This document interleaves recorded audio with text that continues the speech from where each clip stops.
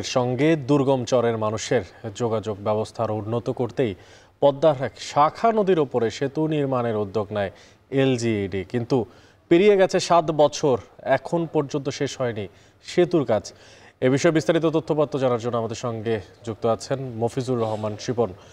শিপন, সেতুতে আসলে ৭টা বছর সময় লাগছে, এখন পর্যন্ত সেতু নির্মাণ শেষ হয়নি। এই ধীরগতির পেছনের কারণটা কি কি জানাচ্ছেন সেখানকার প্রশাসন?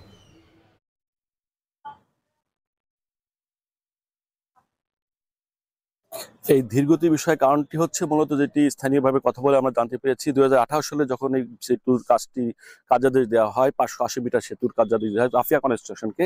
সেই রাফিয়া কনস্ট্রাকশনের যে স্বত্বাধিকারী ছিল রুবেল বরকত, তারা কিন্তু ২০২০ সালে ২০০০ কোটি টাকা ফরিদপুরে আলোচিত একটি মামলা ছিল, ২০০০ কোটি টাকার মানি লন্ডারিং মামলা। সেই মামলা তারা আসামি হওয়ার পরে গ্রেপ্তার হয় এবং গ্রেপ্তার হওয়ার পরেই কিন্তু মূলত ২ বছর কাজটি থেমে দেয়। পরবর্তীতে ২০২২ সালে কিন্তু স্থানীয় সরকার বিভাগ কিন্তু আবার পুনরায় কার্যাদেশ দেন জান্নাত কনস্ট্রাকশনকে এবং সেই জান্নাত কনস্ট্রাকশন এখন কিন্তু কাজ চলছে এবং তারা কিন্তু এখন কাজ করছে।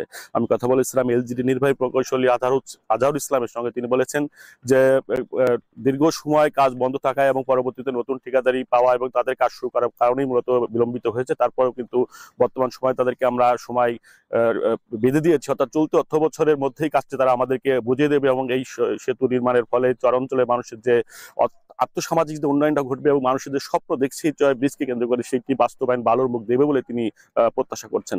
আমরা কথা বলেছিলাম জান্নাত কনস্ট্রাকশনের যে এখানে ম্যানেজার রয়েছে হানিফের সঙ্গে। তিনি হানিফ আমাদেরকে জানিয়েছেন যে কাজের এখন প্রায় ৭৫% কাজ শেষ পর্যায়ে রয়েছে।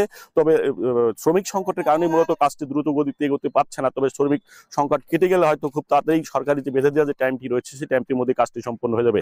আপনাকে বলে রাখি যে বৃষ্টিকে কেন্দ্র করেই মূলত এই অঞ্চলে মানুষের ব্যবসা বাণিজ্য নানা পথে মানুষের নানান পরিধি বিস্তারের একটি সুযোগ সৃষ্টি হয়েছিল এবং তারা স্বপ্ন দেখেছিল। কিন্তু সেই বৃষ্টি দীর্ঘ ৭ বছর পেরিয়ে গেলেও কিন্তু এখন কিন্তু মানুষ হতাশা দেখছে এবং তারা কিন্তু একরকম হতাশার কথাই বলেছে যে যে আশা নিয়ে আমরা এই ব্রিজটা করছিলাম সেটি কিন্তু হয়নি।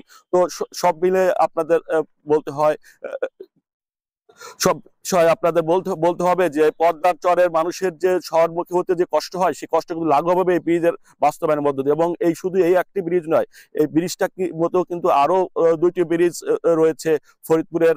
এই চরের মোট ৩টি ব্রিজ রয়েছে, সংযোগ করা হয়েছে। যে চরাঞ্চলের যে বিস্তীর্ণ এলাকা রয়েছে সেই এলাকাকে আবাদি করার জন্যই মূলত এই কাজগুলো করা হয়েছিল। তো এই ছিল ফরিদপুরের পদ্মার শাখা ব্রিজের সর্বশেষ খবর। অনেক শরীয়তপুরের পদ্মা শাখা ব্রিজের সবশেষ খোঁজখবর রাখছিলেন সহকর্মী মফিজুর রহমান শিপন।